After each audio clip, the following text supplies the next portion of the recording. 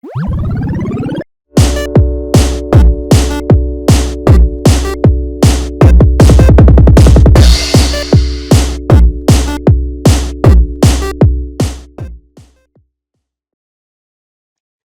everyone. I'm back, and welcome back to the Jug Show.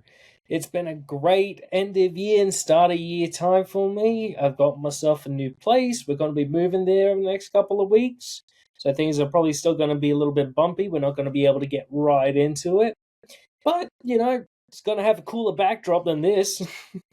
And plus, I had a nice, fun holiday over Christmas and New Year's. Spent some time in Finland, as you just saw. Me just going through all that snow. So much fun. Walking through a canyon just filled with snow and ice. Going dog sledding. That was so fun. I recommended that wholeheartedly. You will not regret going to Finland, doing some dog sledding, ride some reindeer, meet Santa. That was so fun. It was a great time. I hope you also had a great time over the Christmas and end of year break. So, now that we're all back, we're all still reading comics, we're all still watching movies. We know Doomsday's coming later in this year. We have in manga, an anime and manga, One Piece has finally moved off the Harold flashback, so we're now back in current timeline. We're going to go see what happens with Luffy and the crew, see if they can save the library, because that's all I've been wondering the entire time during the flashback. I'm reading the flashback, I'm thinking, get back to the library. Can we get back to the library? Like, I know we had big things like God Valley, but it's a library. They left it on fire. It's important. So yeah, I was a little bit frazzled during the most of that time skip. That took a time skip flashback that went for 7 months of the book. Anyway, we're back with that now. So, heading into comics. Last year, we had One World Under Doom and Age of Revelation, our big events over the course of the year, especially with One World Under Doom going for 9 months. We don't usually do that. Actually, no, 10 months. 10 months. Because they had that gap, and they don't usually do that with Marvel events, usually 6 at most. So that was a pretty big deal, but it looked like the book actually kind of went a bit on a few steps to the left. It went from a political commentary to a big punch up. I'm not sure what exactly happened there. I don't know if that was North or if that was editorial, but something clearly happened. But anyway, that's not what we're talking about. What we're going to be talking about today is something that's actually really caught my attention about what's going to be happening this year. And that is Armageddon. Armageddon is going to be Marvel's summer event for 2026, written by Chip Zdarsky. So far, all we have of this is this particular promo with the text line of "Witness the origin of the end," followed by a man with a cape and a Q. So we have no idea who this is, though I have my theory. And the fact that it's using Armageddon Assembles June 2026 makes me think that this is going to be an Avengers event rather than maybe, say, a Fantastic Four or X-Men. So this is probably going to be an Avengers thing, but honestly, that might not mean much. Especially if you actually consider what happened in the book that kicks off Armageddon, which was also the absolute conclusion of One World Under Doom, and that was the Will of Doom. So when you say Will of Doom, it's not particularly like sense of willpower, as you would imagine, but it's actually literal will. Because of the fact that Doom has now died, he's now left all of his possessions to Valeria, as you imagine he would. So when it comes to Will of Doom, Valeria now has possession of all of Doom's assets, including a lot of his money, private islands, technology, but she rejects it. So, and see, that's always been something. Valeria doesn't want to be Doom. She wants to be a better idea of Doom. So she wants him to be that better Doom. She is Doom with a conscience, but the idea of her being the heir of Doom has always been a big issue, something that's always hanging over her head. Honestly, I feel like Zdarsky might be going a bit too deep into this whole theme of Valeria being this connected to Doom, as though she's his rightful heir. To the point where, like, Kristoff's forgotten, Victorious is forgotten, so many other characters connected to Doom is absolutely forgotten, and we just have Valeria. The others aren't considered. As we go on, the Doombots that are left behind are trying to take over the world, really, because they all feel like, as they are all Doom, they all feel like they have to rule a nation. So they're all going after all these different states and nations all over the world. And it's up to the Fantastic Four to stop them. Because they have Valeria, who should be in control. What kind of bothered me up until this point is it's actually several things, really. For starters, Valeria's behavior, despite the fact what happened in One World Under Doom that led to her death, she doesn't seem to have learned anything from it, leading to her doing another reckless action just because she thinks she's the only one that can actually stop this. When she thought that in One World Under Doom, that led to her death. And without a second's hesitation, not only does she do it again, rushing into a storm, saying Mom was being too much, when she died. She's not taking this into consideration. You could say maybe she struggles with emotions. Sure, maybe. But this is still just stupid. She should have learned from this. So it feels like he's not, it really feels like that Zdarsky isn't taking that into consideration. That it feels like dying itself hasn't affected her at all. Another thing that bothers me is that the only person that seems to be affected is Sue. She is incredibly overprotective. And this is actually a bit of a theme with Zdarsky. Aside from the Daredevil event of, what was it called? Devil's Reign. Sue, in a lot of his books, has come off as very protective and unreasonable. That goes for in the final books of the 2-in-1 series with Johnny and Ben, as well as X and 4, letting her emotions really get the better of her and becoming a very overprotective person, or just being unreasonable. But the thing is, her child here was killed, and yet at the end she still felt the need to apologize for how she was acting, despite the fact Valeria was the one that actually caused an insane amount of worry by doing something, quite frankly, was incredibly stupid. That almost got her killed again.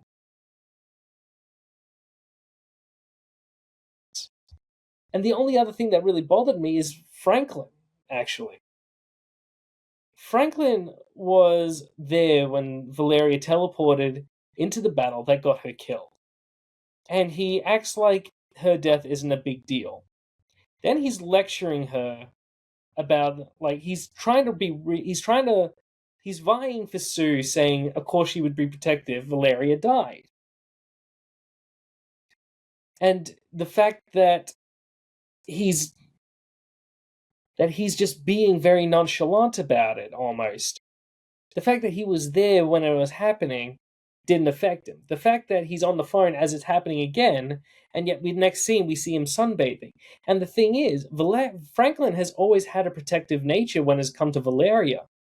Valeria only survived a miscarriage, being miscarried, because Franklin protected her.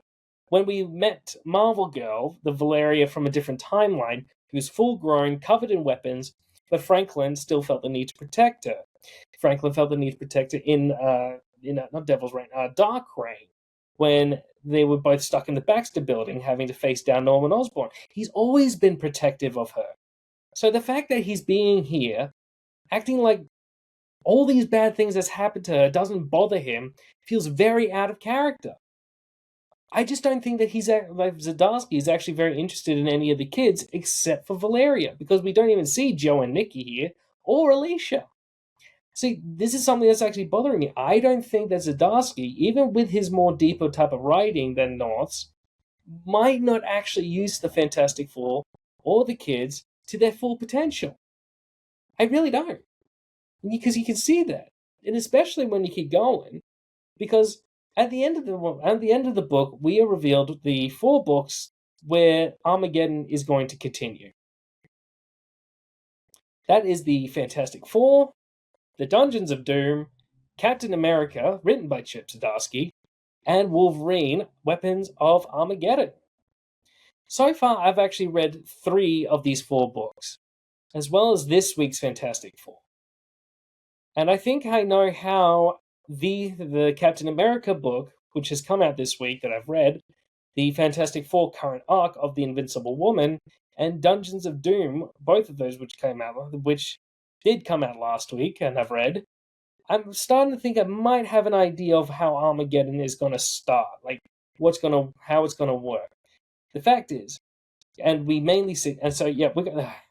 Okay, so starting with the Fantastic Four, how this will lead into Armageddon, I think, is very small. Whether or not it has anything to do with the Invincible Woman, I'm not sure. But the fact is, this current arc is actually working with the kids. They're becoming a bit more independent. They're actually doing some more hero stuff. No. Spoiler alert.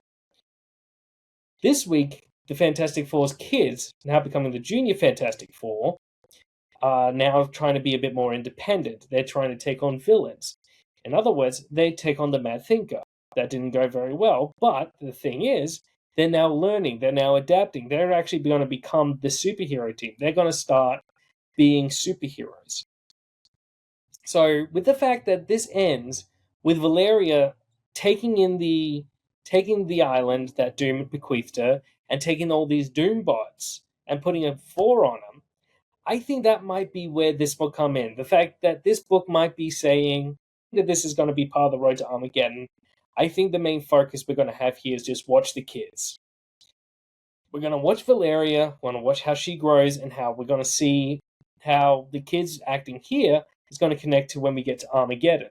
So who knows? Armageddon might actually be part of the kids' story, but I'm not sure about that. The next one we focus on, this one is actually a very big one, and that's Dungeons of Doom. The reason why I think this is going to be the big one is particularly because I get the feeling that what's going to be causing the Armageddon is going to be coming from the Dungeons of Doom. In this particular book, we've seen several characters, we've seen all these different military factions trying to vie for Doom's power, all this stuff that he's left in his dungeons. This is another part that actually comes off as a bit off-putting for me. Since One World Under Doom revealed that Doom was using his people almost like batteries, Doom has been depicted almost as a full-on fascist dictator, and that's never been Dr. Doom. He's always been a harsh ruler, but he's also guaranteed and given peace, prosperity, education, medicine. He's given Latverians a very peaceful life. They have wanted for nothing, and very few times in fact, whenever Doom's been dethroned or anything like that, they actually complain about Doom. They wanted Doom on the throne. That's always been the big issue. They like Doom. So the fact that this book's come out, as well as Captain America, even the previous issues, almost saying that he is this horrid fascist dictator and wanting of all these rebel groups, as well as work camps. This has never actually been Doom. They're actually it feels like they're trying to make him worse, maybe for Doomsday. So the reason why I think Dungeons of Doom is actually the big one is because with all the military factions now going into these dungeons that we have no idea what they're about, although judging from the synopsis, these are things that have been collected by Doom because he has deemed them unsafe for the world. It did seem like maybe he was doing some experiments, but this is probably more of a collection type of idea. He's found things that he's deemed too dangerous and decided to steal them away. And now all these warring factions, including the US military, Latverian freedom fighters, and the Hydra, and as well as this Wakanda, and that's another thing. I don't understand why Wakanda would want any of this. That's the weird one. That's the weird one to me. So the fact that they're all vying for all of these things. We've got the original Mjolnir design, and I am not sure if it's actually picking up something that's worthy. And I'm just also thinking, if we're going to use the original design, let's also use the original rules. Mjolnir was just very heavy. But that's not the point. Okay, that's not the main point. The reason why I'm saying this is the big one is because I believe what's going to be causing the Armageddon is going to come out of here. What's going to happen is that pretty much Castle Latveria, Castle Doom is probably going to go up. All these horrors are going to come out, and we're going to get something that's far worse than Doom ever was. And this is actually what's going to bring me to Captain America. So if you haven't been reading Captain America, we finished the first arc, and a lot of that was about Steve's first mission for the US government after coming out of the ice. And that mission was going to Latveria in order to excavate a senator and his child who have been taken hostage by Doom. If you take what's happening in the book at the moment, in the Captain America book, we're seeing all these characters talking about the UN and how the UN is going to lead peacekeeping missions or things like that, backed by the US, and how they're going to try and help Latveria. But the fact is, if you've been watching the things that have been happening in the political climate these days, the UN has actually been proven that they've actually been kind of toothless in certain situations. That without the US's backing, they can't really do much. And that the thing is, the reason why I bring that up is because in today, when it comes to the places in the world that are going through absolute horrors, it's not usually the government that actually acts to help them. It's actually a lot of individual people, organizations that have made themselves and actually tried to tackle a lot of the disparity and pain in the world, and they've actually, a lot of times they've suffered for it. So the idea of using government agencies, in this case particular, SHIELD being the good guys, rather than maybe a hero acting on their own accord because they are individuals, that actually would seem more realistic to me. So I don't know if Latveria is going to be central to what Armageddon is, but it's definitely going to be the starting point. The fact that Armageddon is starting in 5 months, and the Avengers are definitely going to be involved, and it's possible with Jed McKay's Avengers ending, it looks like Chip Zdarsky might be taking over to do Armageddon. It's definitely, I'm not sure if it's going to be surrounding Doom or Latveria, but it's definitely going to be the starting point. It's going to lead to somewhere else. So that's what's going to be leading there. So right now, when it comes to Armageddon, we know that it's going to be starting in Latveria. It's probably going to be involving the Fantastic Four kids, particularly Valeria. And it's definitely going to be having Red Hulk involved because he's very heavily involved in Captain America and Will of Doom. So there's definitely something there. And all we can really do right now is wait for the next piece of the puzzle, which is the book of Weapons of Armageddon with Wolverine. So maybe that'll shed a bit more light, but I think we're getting a better idea. But the fact is, all we have to go on is witness the origin of the end. If I am going to take a guess, I'm going to take a guess at who that silhouette might be Doom when he was in the infamous Iron Man stage, before Slott took over. Because it looked like Zdarsky was enjoying writing him, and it's possible that he's probably going to be working on bringing Doom back. So that's pretty much my guess. Armageddon's probably going to be some version of the end. What it's feeling to me is kind of like Hickman's run of both Fantastic Four and Secret Avengers. It feels like Zdarsky's trying to recreate that. I'm very curious, but at the same time, I'm very curious about what's going to happen next. Because we don't know. I could be complaining over nothing. I don't know if I am or if I'm not. But the fact is, this Captain America book, the whole thing itself, the ideas behind it are actually interesting. And you can see it has a lot of emotion behind it. But honestly, it feels like some of the characters are just not doing things right. But I am interested in seeing where it goes. The Fantastic Four currently is still very fun. And it looks like North is trying to do something bigger. The fact that he's now doing arc-based stories definitely shows that he's trying something new. And so I'm very curious to see where that goes. Dungeons of Doom? Honestly, it's not my cup of tea, especially with how it's depicting a lot of things when it comes to Doom, who's a more moral ambiguous character rather than just a horror show. But the fact is, the artwork is just absolutely top notch, especially when it comes to body horror. Seriously, round of applause for the artist on that. That's just incredible. So, that is going to be our summer event Armageddon, the end of the world with our mysterious man with a mysterious box. And it's probably going to be the end of the world again, and we've already done that God knows how many times. But who knows how maybe this time we'll finally get it. Start just focusing on a different universe. Maybe go head over to the Ultimate Universe permanently now. I doubt that. So, with the coming year, we so far don't know any other events, small or big. But, 2026, brand new year, brand new opportunities. Whole new things can come for us in comics and movies, in our daily lives. And I hope you guys have good things coming to you in 2026. And I hope you guys had just as much fun as I did talking comics. I'll see you guys later. Have a great 2020.